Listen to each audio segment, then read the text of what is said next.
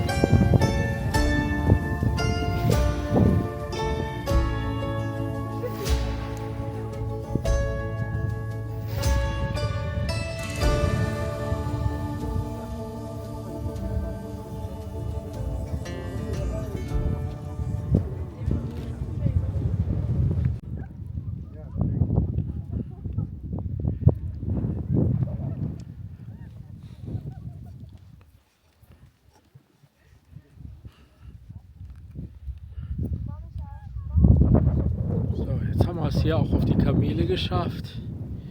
Die Dromedare.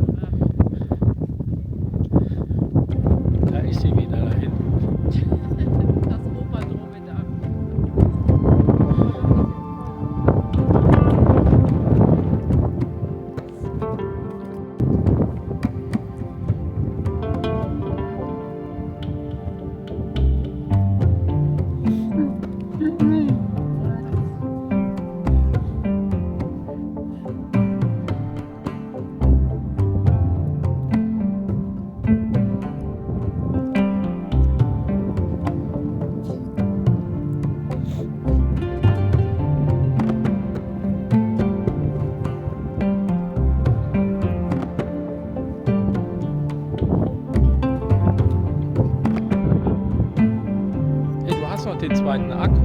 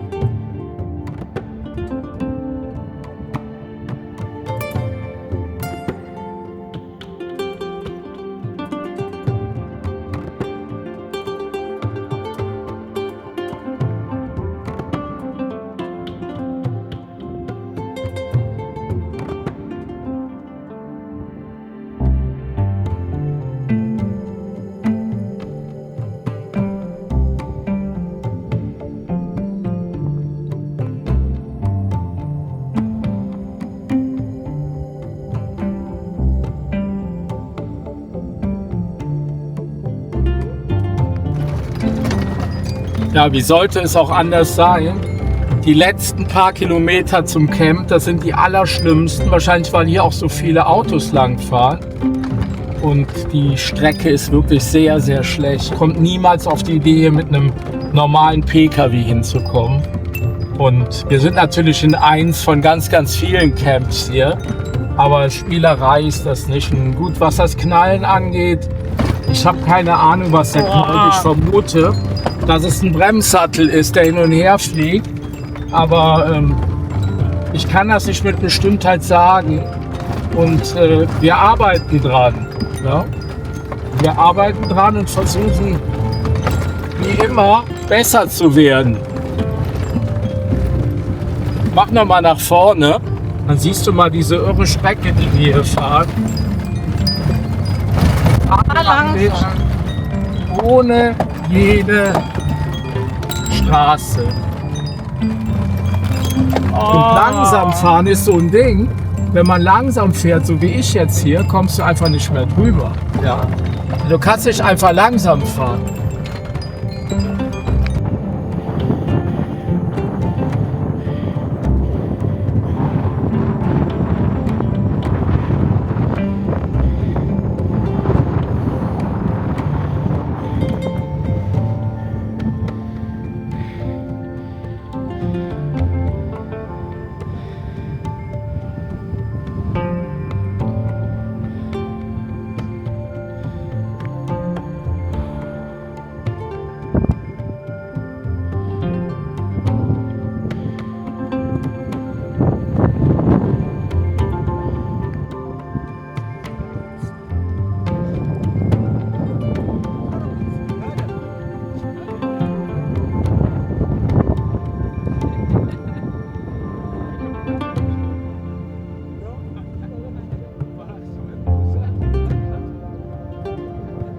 Wohin geht die Reise?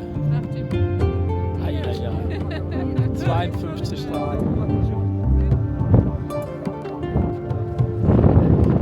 Tschüss. Danke fürs Halten.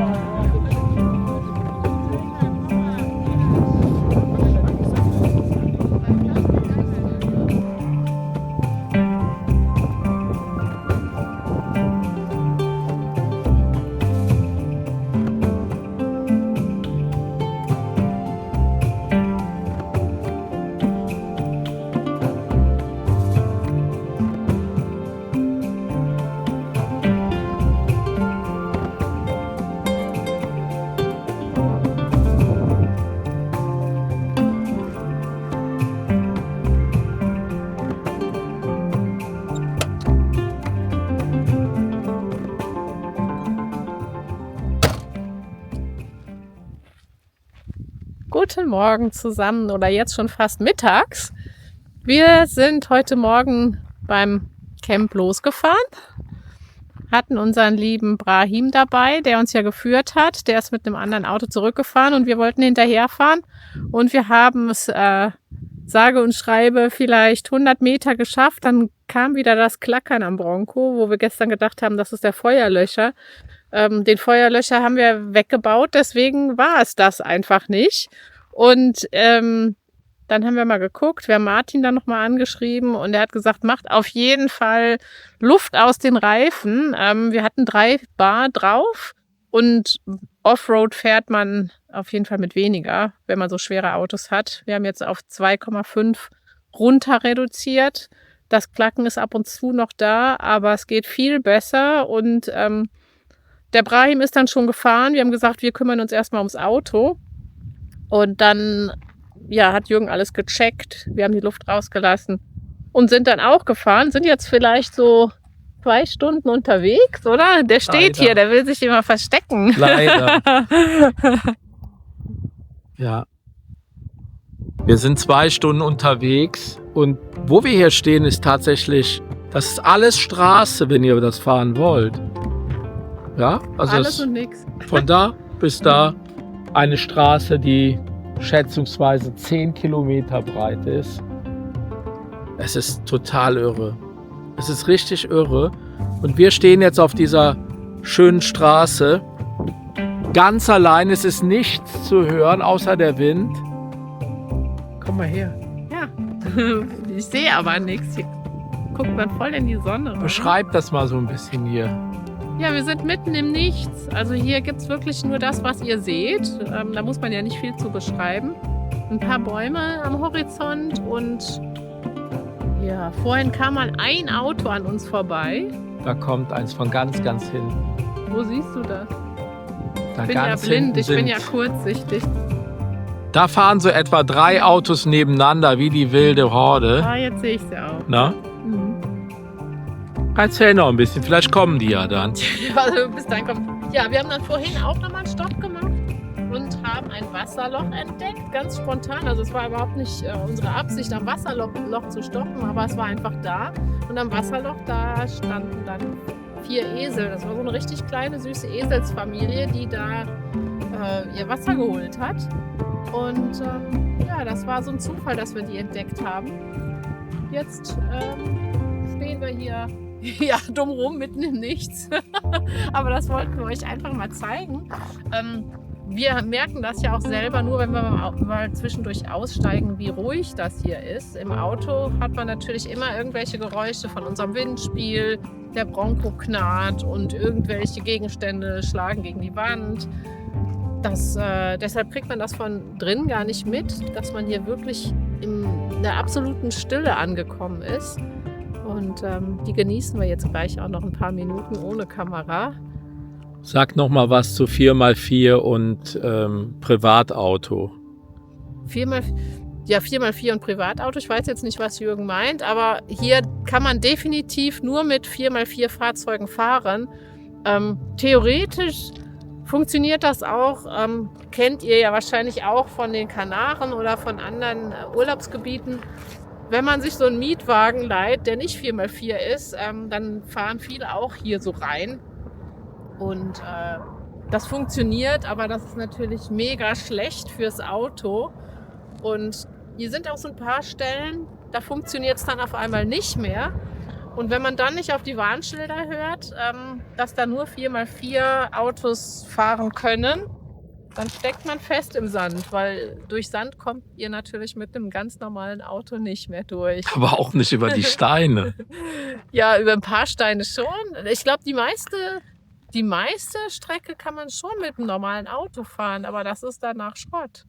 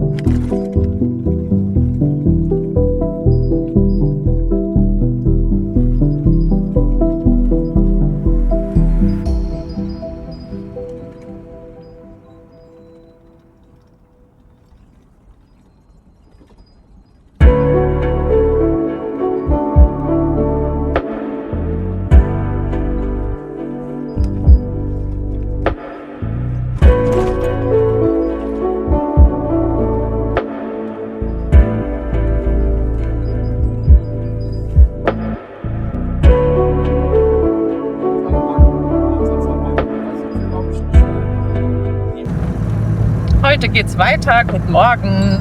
Nach 2 Tagen nicht Zwangspause, aber vielleicht wären wir nur eine Nacht geblieben. Geht's jetzt weiter Richtung Guelmim. Da ist morgen Kamelmarkt, da sind wir schon total gespannt drauf. Und ja, warum Zwangspause? Fragt ihr euch wahrscheinlich. Der Bronco ist mal wieder stehen geblieben unterwegs. Auf einmal ist er ausgegangen und er wollte nicht mehr. Wir standen so mitten im Nichts und dann hielten dann netterweise auch ein paar Touristen an und haben gefragt, ob sie uns helfen können. Weil wir standen da wirklich wie die Doofen erstmal, aber irgendwie sind wir hier nie alleine. Wir haben hier nie den Eindruck, dass wir komplett verlassen sind. Dann haben wir gewartet, bis die Mechaniker kamen. Die haben den dann zumindest so weit wieder fit gemacht, dass wir bis zum Campground rollen konnten. Und einen Tag später haben sie alles gerichtet. Ja, was war dran?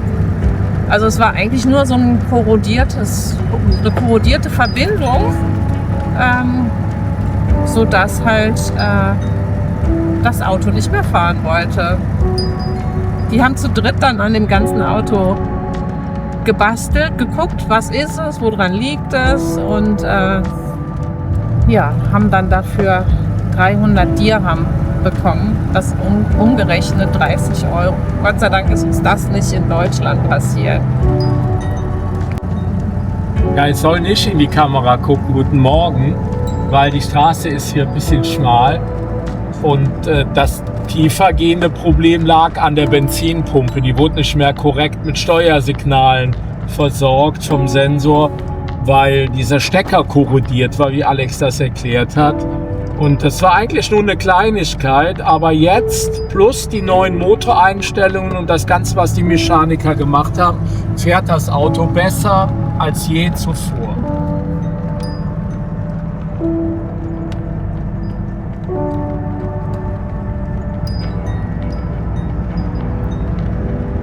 Jetzt haben wir noch 70 Kilometer vor uns und ich schwenke gleich noch mal rum. Wir sind hier im Gebirge gelandet.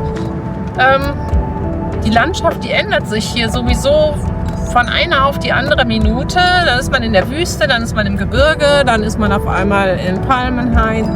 Und so geht es hier immer abwechselnd weiter. Also total interessant alles. Ich drehe noch mal rum.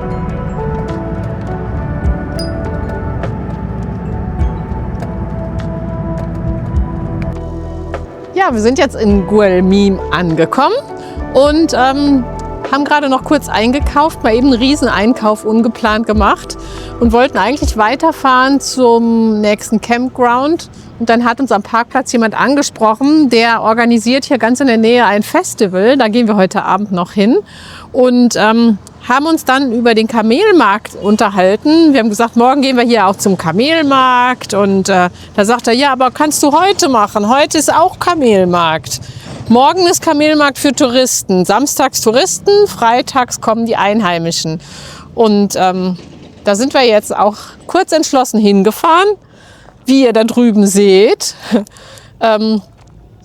es scheinen hier viele Kamele auch zu sein, weil da ist total viel Stroh zum Fressen. Wir wissen noch nicht, was uns hier erwartet, aber wir schauen jetzt gleich mal. Ja, dann mal rein ins Getümmel, ne? So, wir gehen jetzt mal rein und dann zeige ich euch mal was, wo ich selber noch nicht war. Bonjour. Und hier, das wird euch schon mal gefallen. Hier ist die Toilette. Reden wir jetzt nicht drüber. Und hier sind die Kamele. Schaut euch das mal an. Einfach hier so ein kleiner Hinterhof. Es riecht ganz süffig. Und man sieht einige Kamele, die uns schon angucken. Da hinten steht ein Bus. Da oben sind noch ein paar lustige Sachen im Gange. Und da vorne wird vor meinen Augen gerade eine Ziege geschlachtet. Manchmal bereue ich dieses Land. Hier, wir haben das jetzt schon mit einem Huhn gesehen und jetzt sehen wir da die Geschichten mit den Ziegen. Das ist halt hier so. Hier wird halt auf offener Straße, wann man das braucht, das Tier geschlachtet. Ihr hört vielleicht die Schreie. schrecklich. Ne? Also okay, für uns ist das schrecklich, hier ist es normal. Und wir gehen jetzt mal und gucken uns die kleinen Babykamele an. Oh, das sind aber auch schöne hier. Komm mal her, komm mal her, komm. Komm mal her. Komm mal her. Einfach hier in die Kamelherde reinlaufen. Ich weiß überhaupt nicht, wie die reagieren, die Tiere. Wir kennen die ja gar nicht. Also ich möchte da jetzt nicht so hingehen.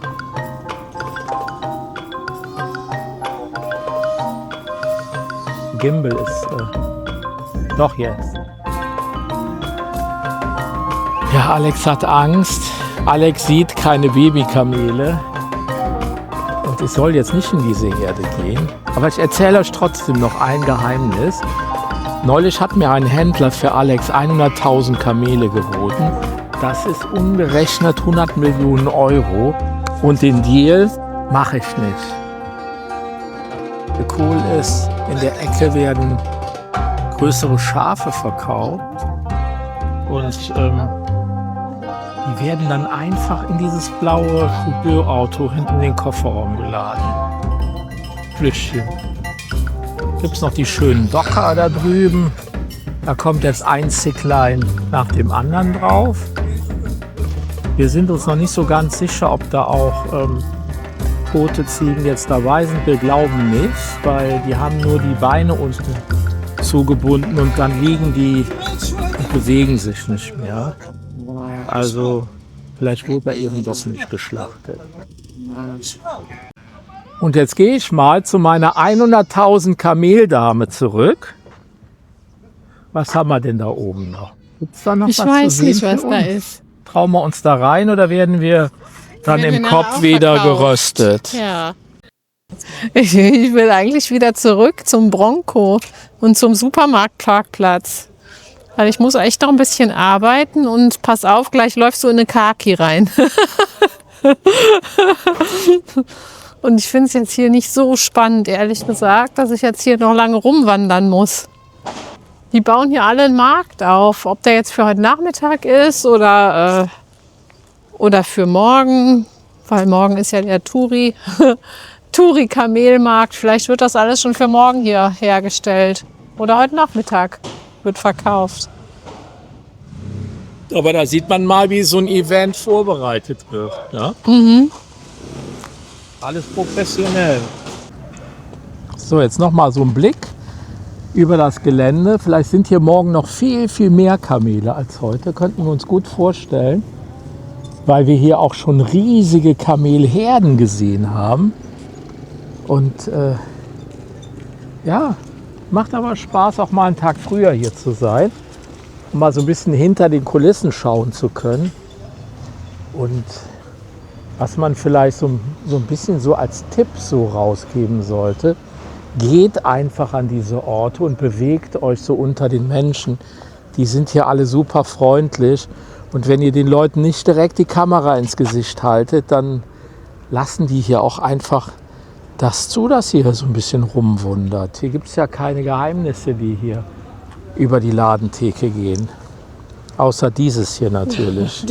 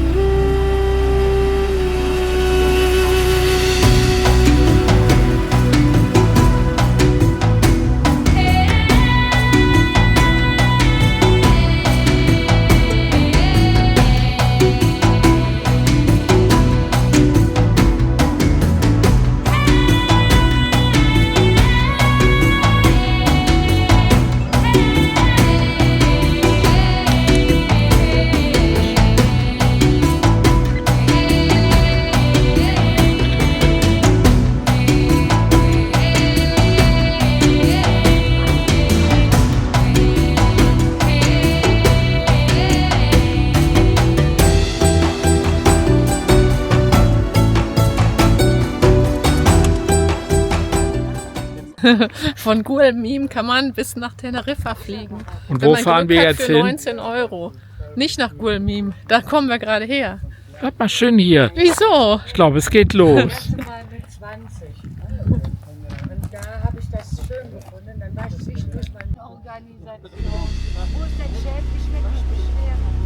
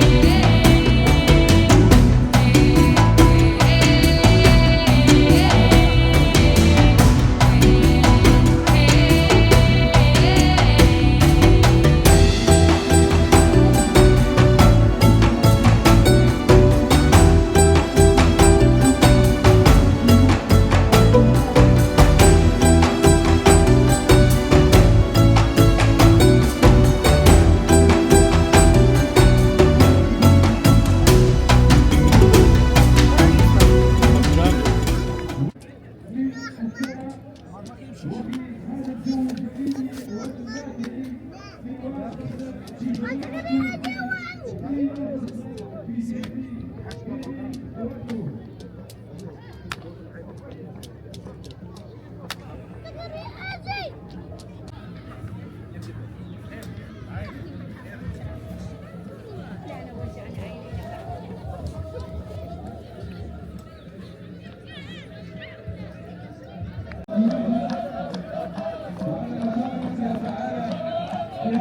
الشارع الثقافي والذي يحتضن التراث والموروث الصحراوي للمملكة المغربية مخصوص بكثير جدا وينشر المعنى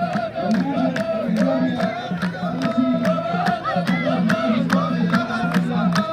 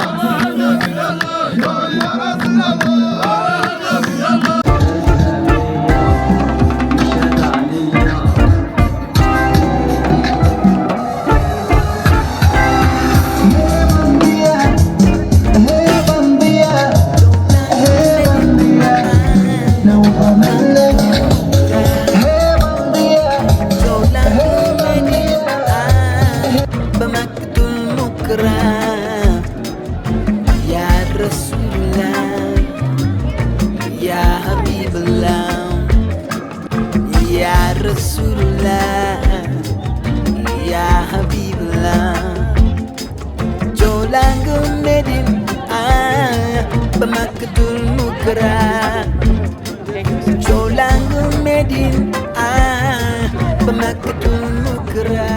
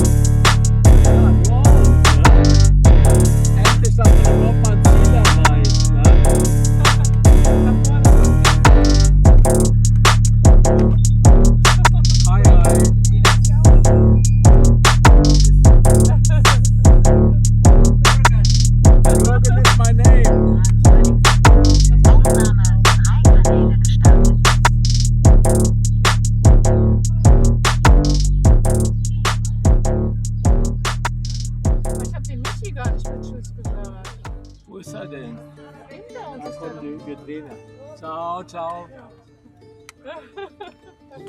Ciao, ciao. Müssen wir dem noch Tschüss sagen, ne? Mach rechts, guck mal. Da kommt nichts. Ja, da ist eine neue Lodge. Siehst du irgendwas? Schweiz. Ich hoffe, da ist niemand.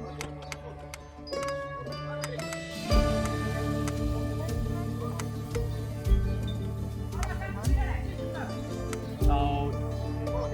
See you tomorrow. Kommst du da hoch?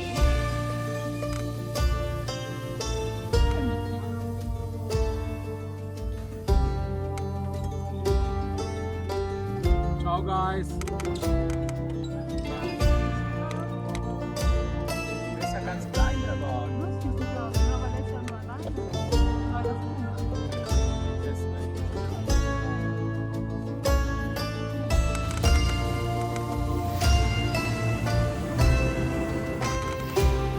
Brauchst du meinen Apparat?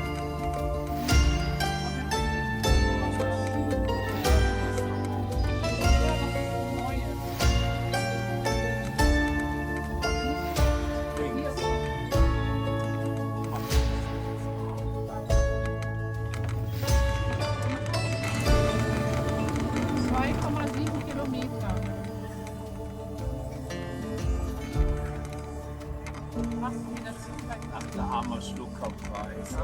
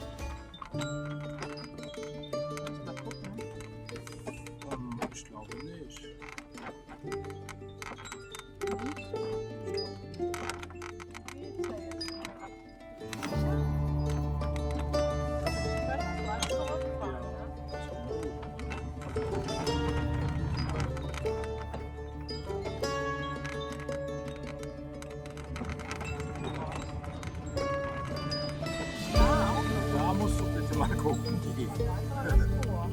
Meinst du der Lodge? Ja, da musst du nicht gucken. Aber schön, dass du schon mal hier warst.